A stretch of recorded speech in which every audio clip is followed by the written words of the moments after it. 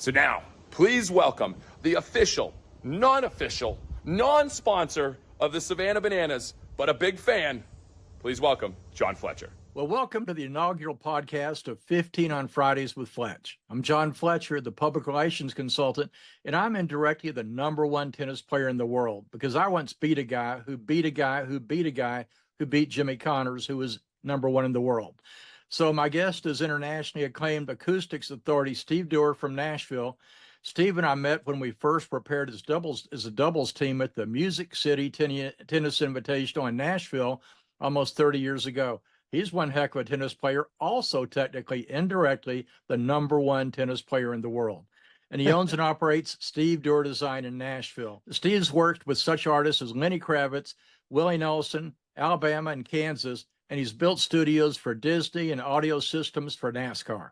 My favorite project is how he installed a new sound system and served as technical director for the Indy 500 for 10 years. Steve, you describe audio as an emotional experience. Share with me what you mean by that.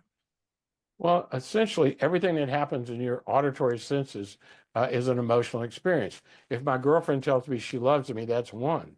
But if she cocks a shotgun behind me, that's a total emotional experience, but it's a completely different one. So what I'm trying to do is make loudspeakers disappear. So nobody goes to a concert or a church or anywhere to hear a set of loudspeakers. They go to have an emotional connection with the artist or with the minister or with the choir or in some cases the announcer at the racetrack. Well, and we'll have another talk another day about the funny thing that you did with that church in Oklahoma City to help fix the sound. That is a fun story for later. So tell us about your studio projects for Lenny Kravitz and Disney. Well, both of those guys are totally unique. Lenny had a home in Manhattan next to a brownstone, and essentially the lady that lived next door was of Asian descent, and we went over to her house, and you could hear your heartbeat. It was so quiet in there. And of course, Lenny plays everything on 20. And so I had a discussion with him about maybe we should find another space, and that didn't work. And so we literally had to go in and build a building inside of a building on springs and everything else to keep the noise out of her apartment. And quite honestly, I lost a lot of sleep over it. Not that much because it's not an emergency room, but at the same time, it was very stressful to do, and it worked fine. Well, one of the great memories I do have is when you invited my son Drew and me to go to Bristol, Tennessee for the NASCAR race, and you had us down there. You were doing the gentleman start your engine sound, and then we were up there in the owner's suite for the whole race. So one of the things that happened there, you knew the name of every small person. I mean, everybody knows the name of the owner of the track, but you knew the name of every small person. Tell us why that's important. My father taught me a long time ago that nobody remembers what you say, but they always remember how you make them feel. And so I've always celebrated everybody's life. We all got our stuff that we should do and shouldn't do. We all have our issues, but everybody's got a story to tell. And most of the time, if you give them a chance or put a smile on your face, they'll share things with you and you learn a great deal. Tell us about you worked with 9 different NASCAR tracks over the years, plus Indy and some football stadiums. So tell us about that. Those are some pretty unique venues. They were, and what happened there was, I've been a recording engineer. I've made a lot of records, worked in a lot of studios, and had designed a lot of recording studios. In about 1990, when Pro Tools and the computer world came out, essentially nobody needed a studio anymore. They could literally make records on their kitchen table, and they didn't need musicians. That's the whole story, is the way it went. And so fortunately, because I had done a lot of live sound with Billy Joel and a lot of famous artists growing up, that I was able to take that experience and translate that into race cars and things that I truly loved.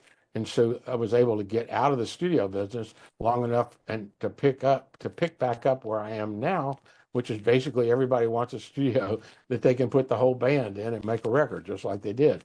Well, I'm sort of uniquely qualified for that as a studio designer. I don't really have an extensive background, and I firmly believe that without almost an encyclopedic knowledge of the history of how we got here, you're not going to be able to do what you do. And Right now, most people get all of their information off a black screen, whether it's a phone or whether it's a computer face. And there's not a lot of background of how did we get to this point with acoustics? How did we get to this point with sound systems and that sort of thing? And a simple story was we did the Chiefs Stadium, and I had a list of equipment a magazine wanted to write an article about, and I sent it to him, and he goes, "Well, I only got one page." And I said, "Yeah." He goes, "Well, it's not even full of equipment." I said, "Yeah, that's true." "Well, you can't do it with that." I said, "Well, you need to come listen to it." I didn't put anything in there that doesn't need to be there. So it really sounded incredible for a long time. Well, I remember that when I was living in Waco before coming up here, that we were going to build a home theater, and I called you and you gave me the specs to use. And when I was buying the materials, the guy said, "How do you know to get these things? People don't know to get these things." And I said, "I've got a guy." And so they were very impressed. Well, tell us about, I mean, the Indy 500 is as prestigious a venue as you can get. So what Yeah. intrigued you about it? And I read a 16-page article about how complex it was. Tell us about it. Well, in all sincerity, it's a childhood dream to work there. And in the 60s, I was a really big Indy fan. I knew I was never going to be a race car driver, but I was doing audio. Well, it was a very unique racetrack. Before there was any cameras and video screens, there was a gentleman named Tom Carnegie, and he had the most magical voice. And he would be able to describe to the fans on the front stretch what was going on in the back stretch because you couldn't see it, in a way like, "All eyes on turn 4." And it just gives me chills talking about it now. He had the most incredibly distinguished voice. I was very fortunate to work with him. What happened was they put a whole new sound system in there that was based on, rather than dialogue, it was based on music. And so when Carnegie talked, it sounded like this, and you couldn't understand what they were saying. And the fans went crazy. They got 15, 20,000 complaints a race. And so a friend of mine who was working there said, "Man, I need some help. Can you help me figure it out?" And I was fortunate enough to figure it out. And my childhood dream came true. And that's exactly how it happened. Well, the article talks about that there were 7 different kinds of construction at that venue. From some of the areas were wood benches, some were grandstand Sure. metal, some were concrete. Tell us Sure. how you had to work through all that. I mean, that's like a nightmare, isn't it? Not really. Essentially, what happens is that the front stretch has bleachers all the way up on one side, and then a building, the pagoda, and all the other bleachers. So this front stretch was more of inside of a building. And so the adjustments that I made, and the speakers that I'd made in that space in the front stretch where there were buildings on both sides, was completely unique compared to the other rest of the racetrack, which had no buildings. So essentially, other than the front stretch, it was outside. So all I had to know was the same thing I know when I go and work in a cathedral or a church.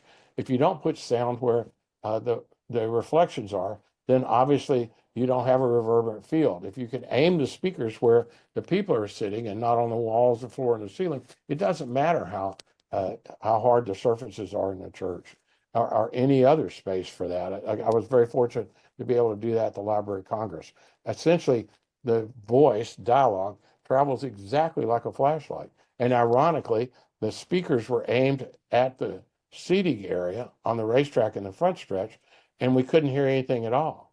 And so we went up on the roof, we could hear just fine. And what was happening is the heat from the racetrack was pushing the sound waves up. And so we aimed the speakers at the soundtrack at the racetrack, and now they've been up right into the stand. There was a lot of stuff like that. Well, so tell us more about the Library of Congress. I mean, that's got to be one more of those bucket list projects. It was pretty crazy. We designed all the acoustics and sound for the Library of Congress Conservatory of Film and Music. And it was an incredibly 5-year-long project, which was an incredible learning experience. And it was also a real honor to be there. Well, I remember that I brought you into Waco. There was a special project, and it was a musical venue indoors, a performance hall. And you were talking to the guy, and he had this big budget to spend, and you said, "You don't need to spend all this money. If you would we could rework your speakers, and we could recondition your amplifiers, and you could get out for like $25,000 or $30,000. But he had a big budget, and he said, "Well, if I don't spend all this, I won't get a big budget next year." And so you were showing him what he could do for 25,000 instead of 200,000. Well, 99%, I'd say 95% of the issues with any sound system, it's in a church, in a stadium, I don't care where it is, it's just like Eric Clapton can take a guitar from Sears and make everybody in the room cry because he understands how to play it.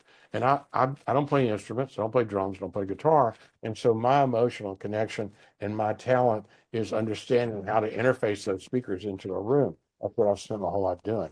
And so in his case, he had the right stuff.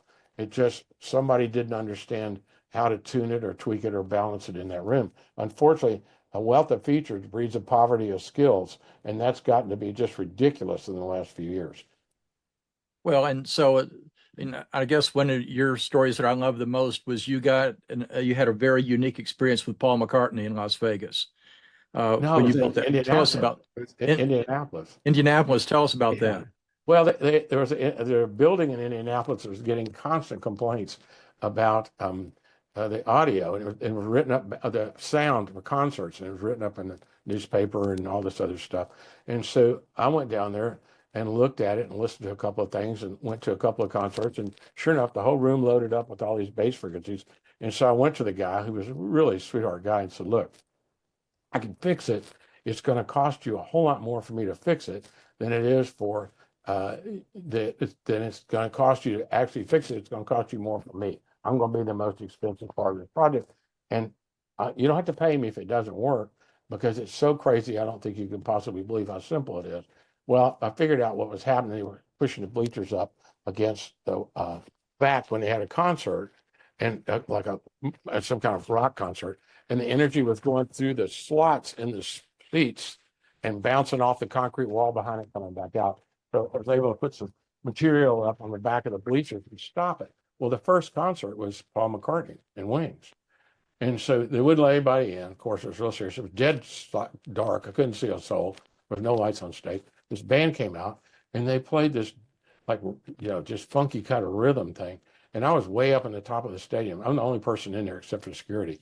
It sounded incredible. And I screamed out, "Wow, that's unbelievable." And I started cheering and applauding.